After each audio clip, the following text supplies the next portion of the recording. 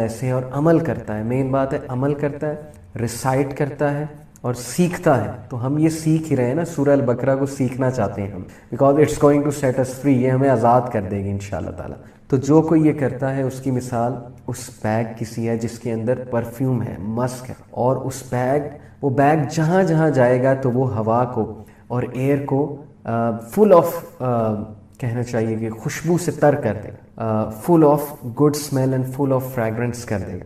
Okay, ایک اور حدیث میں آتا ہے کہ نبی اکرم صلی اللہ علیہ وسلم نے فرمایا they were the angels, they came close hearing your voice. یہ ایکچولی پورا ایک واقعہ ہے, پورا واقعہ میں آپ کو سناتا ہوں, بہت انٹرسٹنگ واقعہ ہے, ایک بڑا میریکولس واقعہ ہے. ایک صحابی کے ساتھ ہوا. ایک صحابی تھے اسید بن حذیر رضی اللہ تعالیٰ عنہ. While he was reciting Surah Al-Baqarah at night and his horse was tied beside him, the horse was suddenly startled and troubled. سورہ البقرہ پڑھ رہے تھے رات کے ٹائم, اور ان کا جو گھوڑا تھا وہ ساتھ ہی بندھا ہوا تھا. تو گھوڑا ایک دم سے سٹارٹل کرنے لگ گیا, ٹربل کرنے لگ گیا, یعنی ہلنے لگ گیا گھوڑا ایک دم سے. When he stopped reciting, the horse became quiet. اور جب انہوں نے پڑھنا چھوڑا تو گھوڑا خاموش ہو گیا. And when he started again, the horse was startled again. اور جب انہوں نے دوبارہ سٹارٹ کیا تو گھوڑا دوبارہ سے ایک دم جو ہے وہ گھبرانے لگ گیا, سٹارٹل ہونے لگ گیا. So he started reciting again and the horse was startled and troubled once again. اسید رضی اللہ عنہ said narrating the incident, کہ اسید رضی اللہ عنہ نے نبی کریم صلی اللہ علیہ وسلم کو کہا یہ انسیڈنٹ نیریٹ کرتے ہوئے, I was afraid lest it should trample my son Yahya. مجھے خوف آ رہا تھا کہ گھوڑا ایک دم سے اس طرح کیوں ہکلا رہا ہے, ایک دم سے کیوں ہڑبڑا رہا ہے, کیوں ہل رہا ہے اس طرح سے, کہیں ایسا نہ ہو کہ یہ میرے بیٹے یحییٰ کو ٹرمپل کر دے. I stood near the horse and saw something like a canopy over my head. میں گھوڑے کے قریب کھڑا ہوا اور میں نے دیکھا کہ میرے سر کے اوپر ایک کینپی سی ہے, جیسے ایک ٹینٹ سا ہوتا ہے, اور what seemed to be lamps in it, اور اس کے اندر لیمپس تھے, لائٹ نکل رہی تھی, rising up in the sky till it disappeared, اور یہ رائز ہو رہی تھی آسمانوں میں till it disappeared, کہ یہ وہاں سے پھر ڈسپیئر ہو گئی. The next morning acid informed the Prophet صلی اللہ علیہ وسلم of the incident. تو یہ سارا انسیڈنٹ, سارا واقعہ اسید رضی اللہ عنہ نے نبی اکرم صلی اللہ علیہ وسلم کو فرمایا.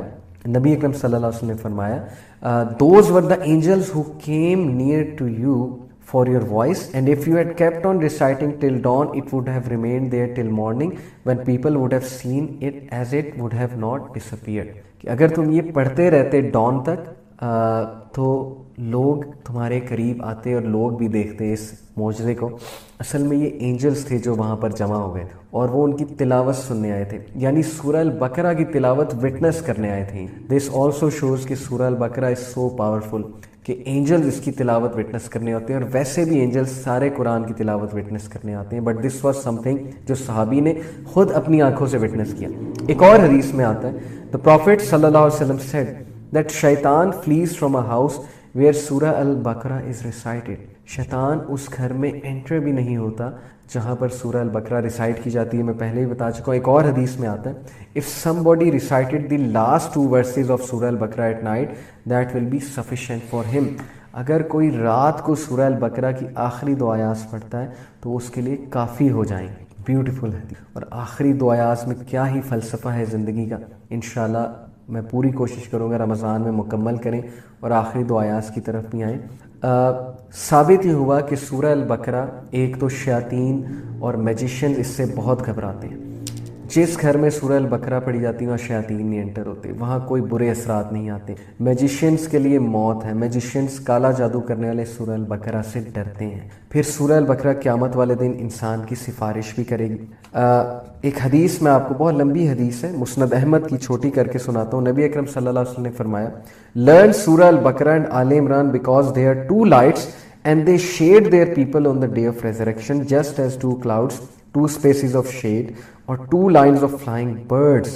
The Quran will meet its companion in the shape of a pale-faced man on the day of resurrection when his grave is opened. The Quran will ask him, do you know me? The man will say, I do not know you. بڑی خوبصورت حدیث ہے کہ قرآن ایک پیل shape مین کی صورت میں انسان سے قبر میں ملے گا, یعنی ایک انسان کی صورت اختیار کر کے, اور پوچھے گا کہ کیا تم جانتی ہو میں کون ہوں؟ شخص کہے گا نہیں. The Quran will say, I am your companion, the Quran which has brought you thirst during the heat and made you stay up during the night.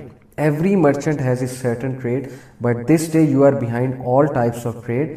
Kingship will then be given to him in his right hand, eternal life in his left hand, and the crown of grace will be placed on his head. یہ ہے اس شخص کی مثال جو قرآن پڑھتا ہے. قرآن اس کے سامنے انسان کی شکل میں آ کے اسے خوشخبری دے گا کہ میں تمہارا ساتھی, تمہارا کمپینین, جسے تم ریسائٹ کیا کرتے تھے.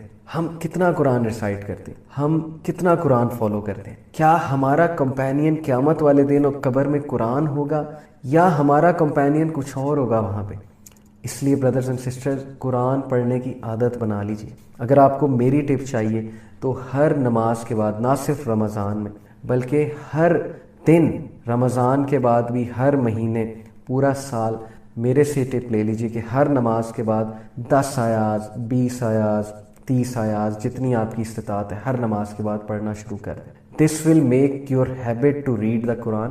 آپ کو ایسا سکون ملے گا, آپ کو ایسی راحت ملے گی, اور آپ کا قرآن سے ایسا تعلق قائم ہوگا کہ Quran will be your companion, and on the day of judgment and in the grave it will say کہ میں تمہارا کمپینین ہوں. تو کیا آپ نہیں چاہتے کہ قرآن آپ کا دوست ہو, قرآن آپ کا کمپینین ہو؟ ایک اور حدیث میں آتا ہے, یہ حدیث ہے جی, یہ بھی مسند احمد کی حدیث ہے.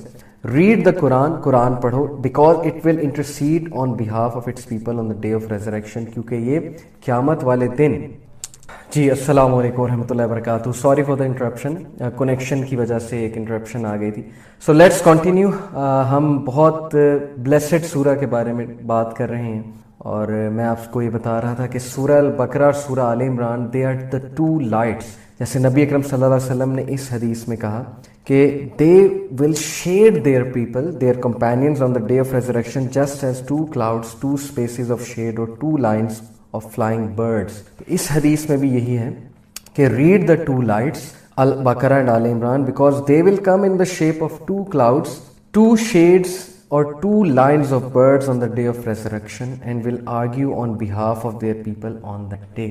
آرگیو کریں گی لوگوں کے بہاف پہ اس دن, جس دن سفارش چاہیے, جس دن اللہ تعالیٰ کی رحمت چاہیے سب کو, جس دن ظاہر ہے کہ سب کو نجات چاہیے, سیلویشن چاہیے. تو اس دن سورہ البقرہ اینڈ سورہ آل عمران دے ول بی ایکٹنگ ایز انٹرسیسرز, سفارش کریں گی اور 2 لائٹس کی طرح ایکٹ کریں گے.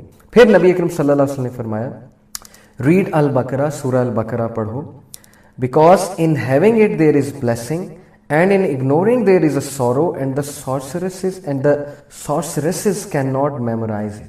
جادوگر اس سے ڈرتے ہیں, اور سورہ البقرہ پڑھنے میں بلیسنگ ہے, رحمت ہے, خوشی ہے, ہیپینس ہے, اور سورہ البقرہ اگنور کرنے میں غم ہے, سورو ہے. سبحان اللہ. یہ بھی مسند احمد کی حدیث ہے. پھر ایک اور حدیث میں آتا ہے, نبی اکرم صلی اللہ علیہ وسلم نے فرمایا, اگین امام احمد نے نیریٹ کی ہے یہ حدیث, on the day of resurrection the Quran and its people who used to implement it will be brought forth preceded by Surah Al-Baqarah and Al Imran.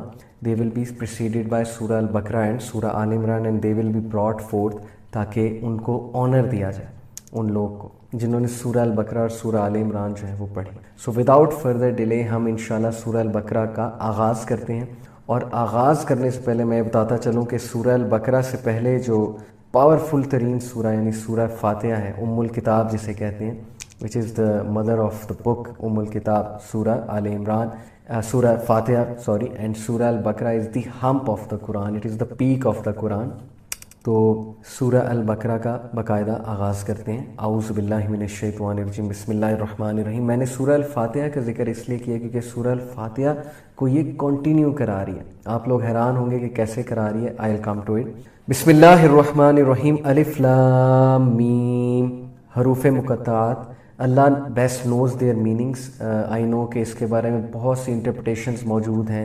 کچھ لوگ کہتے ہیں ان کے کوئی باطنی میننگز ہیں, کچھ لوگ کہتے ہیں یہ لوح محفوظ ہیں, یعنی تمام کی تمام لوح محفوظ انہی میں چھپی ہوئی ہے, تقدیر ان میں. بہت سے آپ کو کانسیپٹس ملیں گے, لیکن سب سے جو اوتھینٹک, سب سے جو سیفسٹ اوپینین ہے وہ یہ ہے کہ یہ متشابہات میں سے, اور اللہ بیسٹ نوز دیئر میننگس. ہم ان پر عمل کرتے ہیں, ہم ان کی بات کرتے ہیں جو ہمیں سمجھ آنے والی چیزیں ہیں, اور جو ہر عام آدمی کو سمجھ آنے والی چیزیں ہم ان کی طرف آتے ہیں. ذالک الکتاب لا ریب فیہ ھدی للمتقین. میں نے آپ کو کہا کہ سورہ البقرہ سورہ فاتحہ کی کنٹینیویشن میں سے ہے. کیسے؟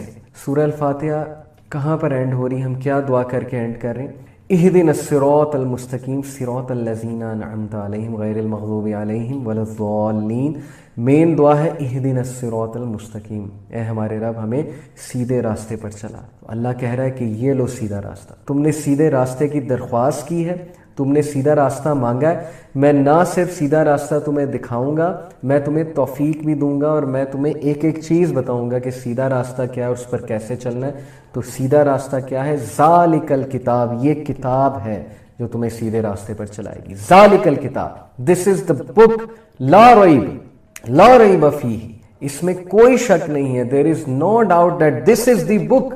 صراط مستقیم پر چلنا چاہتے ہو، سیدھے راستے پر چلنا چاہتے ہو، ہدایت چاہتے ہو، لائف کو کنٹینٹمنٹ کے ساتھ، خوشی کے ساتھ اور بہت زیادہ بلیسنگز کے ساتھ گزارنا چاہتے ہو، تو ذالک الکتاب، دس از دا بک. اس کے علاوہ اور کوئی فارمولہ نہیں، اس کے علاوہ اور کوئی کانسیپٹس نہیں ہے جو تمہیں 100% کنٹینٹمنٹ، ہیپینس اور سیلف فلفلمنٹ اور ظاہر ہے کہ ایک لائف آف سکسیس کی طرف لے جائے. اس کے علاوہ کوئی اور فارمولہ نہیں ہے. This is the book, this is the formula, this is the constitution. ذالک الکتاب لا ریب فیہ، جس کے بارے میں کوئی شک نہیں ہے.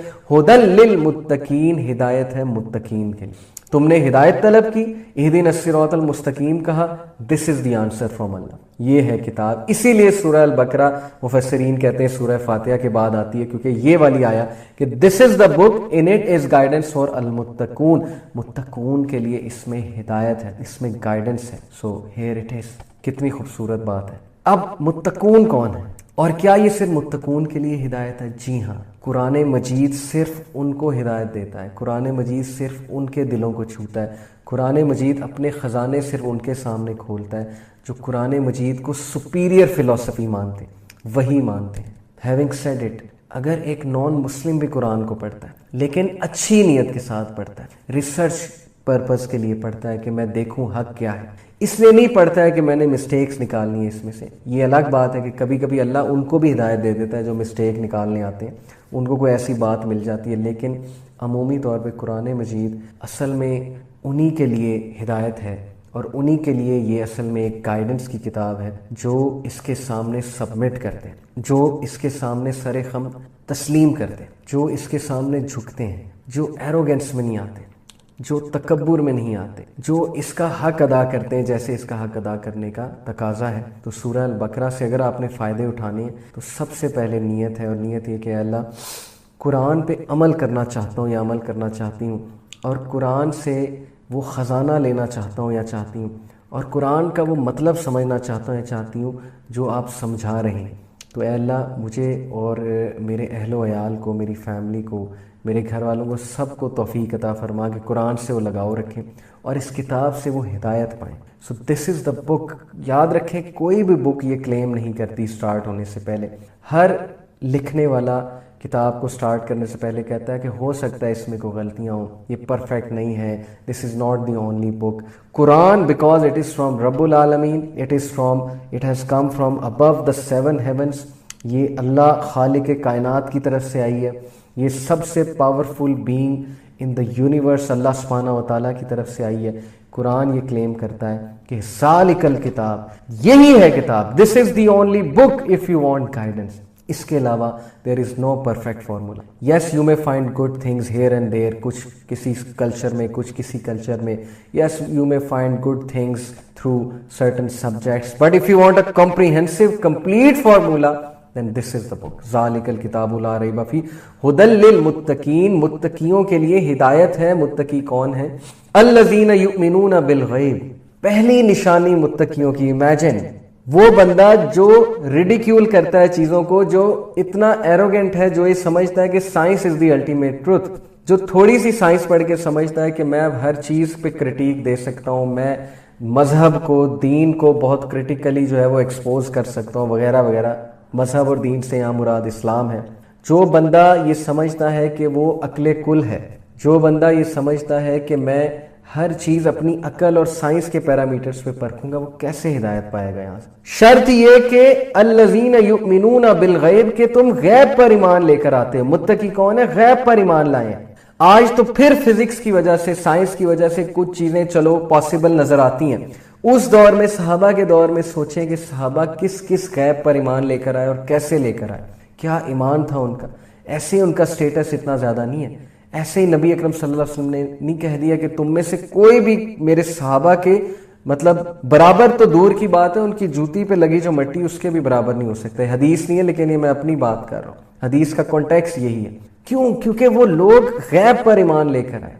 یقین تھا انہیں، 100% یقین تھا کہ نبی اور اللہ جو بات کریں گے، چھوڑ دو سائنس کیا بات کرتی، چھوڑ دو باقی چیزیں کیا بات کرتی ہیں، وہی is far superior than science, وہی is far superior than worldly knowledge. بہت سی چیزیں ابھی ریسرچ ہو رہی ہیں ان چیزوں پہ، کیا پتہ ثابت ہو جائے، کیا پتہ کبھی ثابت نہ ہو. یہ برزخ، یہ جنت، یہ دوزخ، اللہ تعالیٰ کا وجود، اللہ تعالیٰ کے ایٹریبیوٹس، فزیکل ایٹریبیوٹس، فرشتے، جنات، ابلیس، ہمارا نفس، روح، یہ ساری چیزیں غیب ہیں.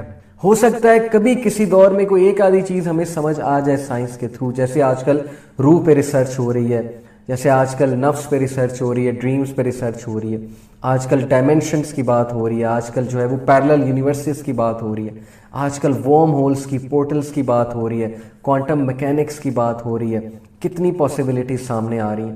ہو سکتا ہے آپ کو برزخ سمجھ آ جائے، ہو سکتا ہے آپ کو دوسری دنیایں، جنت، دوزخ سمجھ آ جائے، لیکن سمجھ نہ بھی آئے تو الذین یؤمنون بالغیب، یہ وہ لوگ ہیں جو غیب پر ایمان لے کر آتے ہیں، کیونکہ اللہ اور اس کے رسول نے کہا. متقی کی نشانی ہی ہے کہ وہ غیب پر ایمان لے کر. اب وہ لوگ جن کے دل میں بیماری ہے وہ پکڑتے ہی غیب کو ہیں اور غیب کی باتوں کو ریڈیکیول کرتے ہیں، غیب کی باتوں کا تمسخر اڑاتے ہیں، مذاق اڑاتے ہیں. تو قرآن انہیں کیسے فائدہ دے؟ انہیں ٹرسٹ ہی نہیں ہے اللہ پہ، انہیں ٹرسٹ ہی نہیں ہے خالق پہ. وہ اپنے پیرامیٹرز اور اپنی سائنس کے مطابق چیزوں کو جج کریں. سو الذین یؤمنون بالغیب ویقیمون الصلاۃ، یہ نماز قائم کرتے ہیں، پڑھتے نہیں ہیں، قائم کرتے ہیں. ہر چیز جیسے بلڈنگ کیسے قائم ہوتی ہے، اس کے اسٹرانگ پلرز ہوتے ہیں. بلڈنگ خوبصورت کیسے بنتی ہے، اس کو سجاوٹ کی جاتی ہے. نماز کیسے قائم ہوتی ہے؟ بہت اچھے سے وضو کرنا، وضو کر کے چل کے مسجد تک جانا، ذکر کرتے جانا، نماز کے بعد ایک دم سے نہ اٹھ جانا، نماز اچھے سے پڑھنا، سجدہ اچھے سے کرنا، رکوع اچھے سے کرنا، قیام لمبا کرنا، سجدہ سب سے زیادہ لمبا کرنا کیونکہ سجدے میں اللہ کے قریب ہوتے ہیں. نماز میں اللہ کی یاد دہانی قائم کرنا. اقیم الصلاۃ لذکری، موسیٰ علیہ السلام کو اللہ نے کہا تھا نا نماز قائم کر میرے ذکر، میری یاد کے لیے.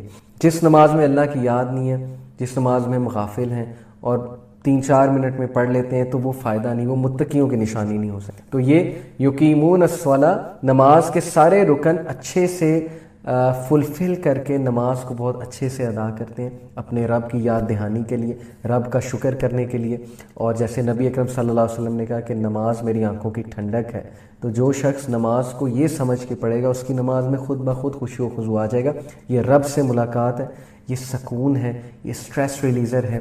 اور ظاہر ہے کہ نماز میں ہم اللہ سے باتیں کرتے ہیں اور اللہ سے مانگتے ہیں، اور نماز ہمیں سکون دیتی ہے. اس لیے الذین ویقیمون الصلاۃ ومما رزقناہم ینفقون، اور یہ لوگ خرچتے ہیں اس میں سے جو ہم نے انہیں دیا، ہمارے مال میں سے خرچتے ہیں. ینفقون خرچتے ہیں، ومما رزقناہم ہمارے مال میں سے جو ہم نے انہیں رزق دیا اس میں سے. اسلام از ابو کمیونزم، اسلام از ابو سوشلزم. کمیونزم اور سوشلزم کیا کہتا ہے کہ سارا مال، ساری جائیداد کس کی ہے؟ اسٹیٹ کی. وہاں پر اسٹیٹ خدا ہے سوشلزم میں. اب اسٹیٹ پہ کوئی کرپٹ بندہ آ کر بیٹھ جائے تو وہ تو سارا آپ کا مال کھا جائے گا. تو یہ تو غلط ایک کانسیپٹ ہو گیا، یہ تو انکمپلیٹ کانسیپٹ ہے. کچھ لوگوں نے کہا سوشلزم بہت اعلیٰ کانسیپٹ ہے، امیروں سے سارا مال، ساری انڈسٹریز چھین لو، اسٹیٹ کو دے دو، اسٹیٹ آگے غریبوں کو ڈسٹریبیوٹ کرے گی اور سب کو ایکول ڈسٹریبیوشن ہوگی. لیکن واٹ اف کہ اسٹیٹ ہی کرپٹ ہے، واٹ اف کہ اسٹیٹ جو ہے وہ خود امیر ہوئی جا رہی ہے اور وہ شارٹ کٹس لگا رہے ہیں اور وہ کرپشن کر رہے ہیں. یہاں اللہ کہتا ہے کہ نہیں، اسٹیٹ سے بھی اوپر ایک ہستی ہے، اللہ رب العالمین، گاڈ، سب اس کا ہے. بتائیں کمیونزم اور سوشلزم سے سپیریئر ہے اسلام کے؟ نہیں ہے. اللہ کا ہے سب، تمہارا تو ہے نہیں. لوگ کہتے ہیں کہ سب میرا بنایا، سیلف میڈ ہے، سب میری محنت ہے. ٹھیک ہے، تم نے بڑی محنت کی ہے، تمہاری محنت ہے، لیکن ہے اللہ کا.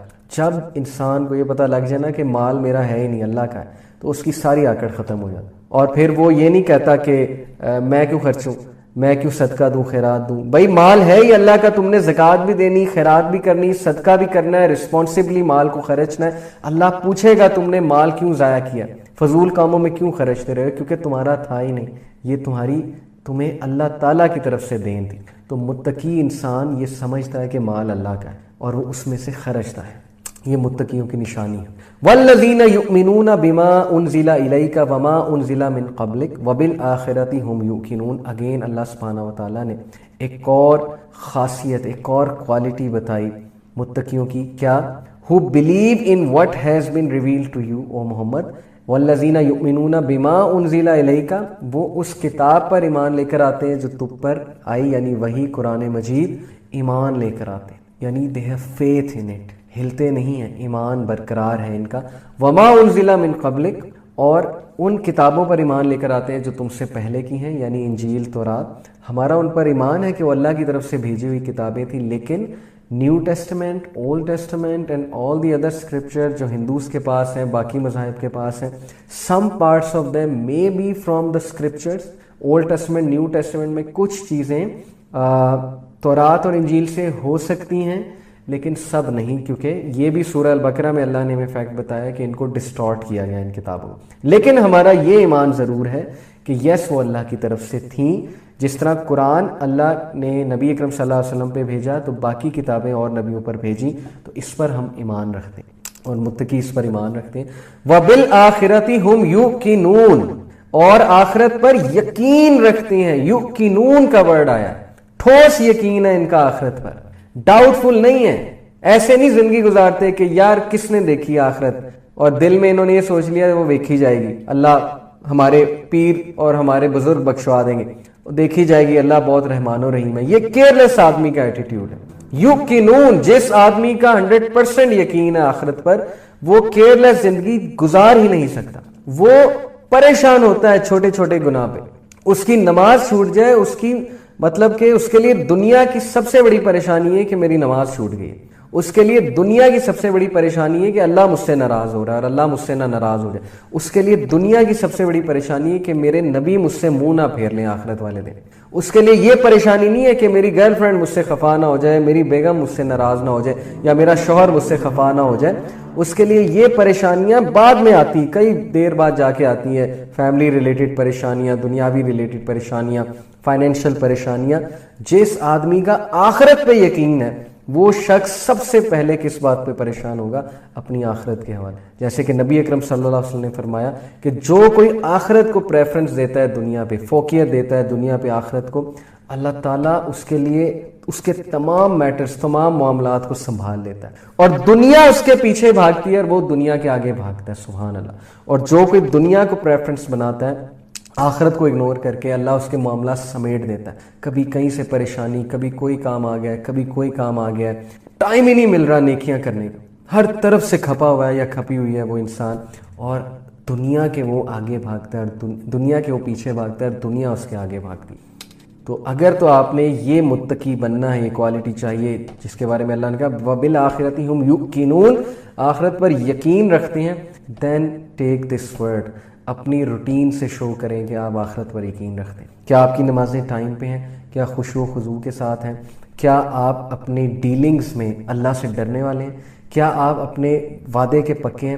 کیا آپ اپنے رشتہ داروں کے ساتھ اللہ سے ڈر کر ڈیلنگ کرتے ہیں؟ کیا ماں باپ کے ساتھ، دوستوں کے ساتھ، بیویوں کے ساتھ، شوہروں کے ساتھ، ساس کے ساتھ، سسر کے ساتھ، دامادوں کے ساتھ، بہوؤں کے ساتھ، کیا آپ کی ڈیلنگ میں اللہ شامل ہے؟ کیا آپ اللہ سے ڈرتے ہوئے ان سے ڈیلنگ کرتے ہیں؟ کیا آپ کو آخرت پہ یقین ہے؟ کیا آپ اکاؤنٹیبل ہیں اس چیز کے لیے؟ کیا آپ کو پتہ ہے کہ اللہ تعالیٰ آپ کو پوچھے گا، سامنے کھڑا کرے گا، ایک ایک ڈیلنگ کے بارے میں پوچھا جائے گا؟ کیا آپ کی روٹین اس بات کی گواہی دیتی ہے کہ آپ آخرت پر یقین رکھنے والے ہیں؟ کیا آپ کی روٹین اس طرح سیٹ ہوتی ہے کہ مجھے آخرت میں فائدہ دینے والے اعمال کون سے ہیں، یا آپ کی روٹین دنیا کے کاموں کو سامنے رکھتے ہوئے سیٹ ہوتی ہے؟ یہ ایسے کویسچن ہیں جو آپ اپنے آپ سے پوچھیں، جھنجھوڑیں. سورہ البقرہ شروع میں جھنجھوڑی آپ کو کہ بھائی متقی ہو یا کون ہو، کیا بننا چاہتے ہو، کیا ویژن ہے. دنیاوی معاملات میں تو ویژن یہاں پہ ہے کہ جی 10 لاکھ کماؤں گا، بزنس کروں گا، یہ کروں گا، فیکٹریاں کھولوں گا، انٹرپرینورشپ کروں گا اور پھٹے چک دوں گا. دنیا کے معاملے میں تو پرفیکشن پہ جانا ہے، سب سے اوپر جانا ہے. لیکن دین کے معاملے میں، آخرت کے معاملے میں ہم مسکرا کے کہتے ہیں کہ ہمارے لیے جی ہدایت کی دعا کریں، اور بس ہم تو گناہ گار سے بندے ہیں، بس جی ہم پاس ہی ہو جائیں تو بہت. یہاں اللہ متقیوں کا بتا رہا ہے کہ this is your aim, this should be your vision. اور ہم کہتے ہیں کہ نہیں متقی ہم نے نہیں بننا ہے، بس ایک آدھی نماز پڑھ لیں گے, تھوڑا بہت صدقہ خیرات کر دیں گے, اللہ تعالیٰ انشاءاللہ بخش دے گا. ہاؤ شیم فل کہ دنیا کی لائف کے لیے اتنا بڑا ایم, اتنی سیریسنس, اور آخرت کی لائف جو کہ دنیا سے ٹریلین ٹائمز زیادہ ہے, انفائنائٹ ہے, اس کے لیے کچھ بھی نہیں. اس کے لیے یہ ایٹیٹیوڈ ہے کہ ہم نے کچھ نہیں کرنا. تو اس لیے اگر تو آخرت پر یقین رکھنے والے ہیں, اور اگر تو آپ چاہتے ہیں کہ آخرت میں آپ ٹاپ پر ہوں اور آپ کو ہائیسٹ جگہ جنت الفردوس میں جگہ ملے, تو پھر شو کریں اپنی روٹین سے, بنائیں روٹین بیٹھ کے. اسلامک روٹین کیا ہوتی ہے, اسلامک ڈائٹ کیا ہوتی ہے, دین کو سننا کو زندگی میں لے کر آئیں, ہر چیز میں لے کر آئیں, ایٹیٹیوڈ میں لے کر آئیں, پھر ثابت ہوگا کہ وَبِالْآخِرَةِ هُمْ يُوقِنُونَ اولئک علی ھدی من ربہم واولئک ھم المفلحون. بے شک یہی لوگ ہیں اپنے رب کی طرف سے ہدایت یافتہ, یہی لوگ ہیں فلاح پانے. فلاح کا کرائٹیریا اور ہدایت یافتہ کا کرائٹیریا اللہ رب العالمین نے دے دیا, اس ساری کوالٹیز کو اپنی, تو انسان فلاح والوں میں اور ہدایت یافتہ میں شامل ہو جائے. ان الذین کفروا سواء علیہم اانذرتم ام لم تنذرہم لا یؤمنون. Indeed, those who disbelieve, it is all the same for them whether you warn them or do not warn them, they will not believe. وہ لوگ جو کفر کرتے ہیں, اب دیکھیں ساتھ ہی ڈسکشن ٹرنز ٹو دا کفار, to the ڈسبلیورز. Who are the کفار, بہت واضح ہے قرآن اس بارے میں.